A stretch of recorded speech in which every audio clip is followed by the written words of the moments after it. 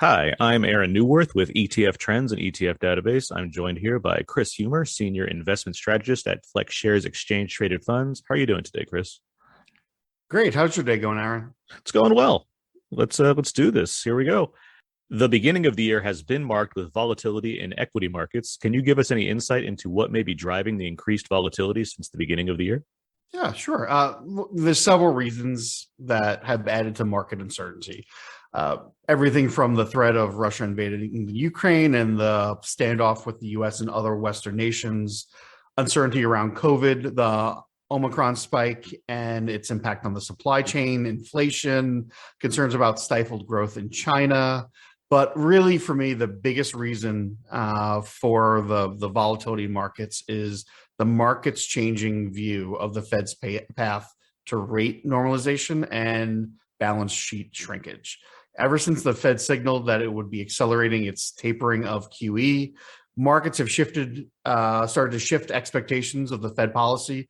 Now it's pricing in the end of QE in March, about four rate hikes in all of 2022, with the first one coming as early as March, and quantitative tightening, the shrinking of the balance sheet, also starting sometime this year. So really a lot for markets to take in around Fed policy. Zeroing in on changing monetary policy, how historically have factors performed in periods of rising rates? Yeah. Uh, FlexShares and Northern Trust Asset Management have done extensive research on the impact of interest rates on different equity market factors, both controlling for sector exposures and also when sector exposures are not controlled for.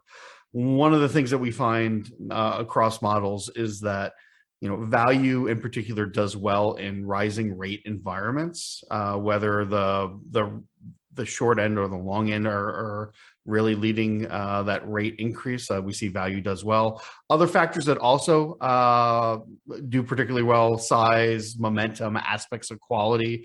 Historically, all of these have done well in periods of interest rate increases, but really, for me, it's value that drives that equation. I think that's part of what we're seeing today.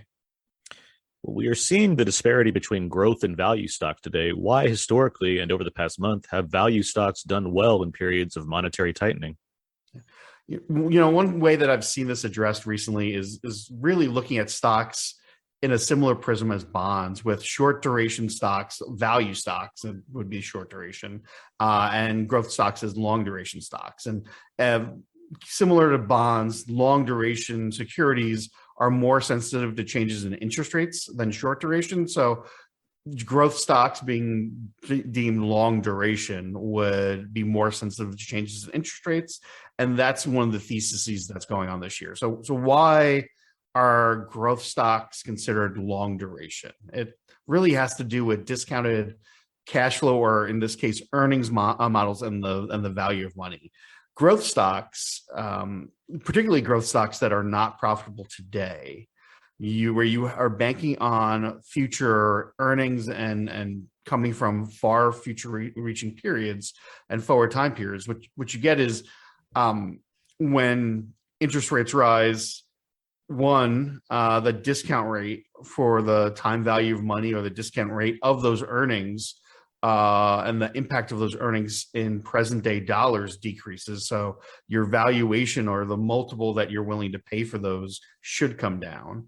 Additionally, if the expectation is at some point raising rates will have an impact on the economy, the more the larger your multiple, the more levered up in a certain way that you are from an earnings per dollar experience. So if future growth is impaired, you are taking a much larger haircut in those growth companies with larger PEs, or price to cash flows, or price to sales if you don't have positive earnings, versus value stocks. And I think that's really what kind of goes with like viewing, and we're seeing that today, that those those growth stocks are acting a lot of times being more sensitive to changes in rates than some of the value sectors that traditionally, or we would just believe would be sensitive to interest rates, things like utilities, which definitely have been impacted. But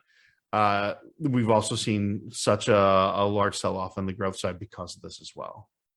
All right. What are some key considerations investors should take into account before choosing a specific value investing strategy? Sure. If investors are looking at investing in value, some of the things that I talk to clients and advisors about is understanding how the strategy captures value and any non-compensated risks that might be introduced in that methodology. So, if you don't control for sectors, you'll get large overweights to things like utilities or real estate, which is fine, but you might end up with these large bets that you're not compensated for in your portfolio, these large overweights, and you might be taking on idiosyncratic risk. The other thing that I would be aware of is, we are big believers in multi-factor investing, combining factors together, not investing in a factor by itself.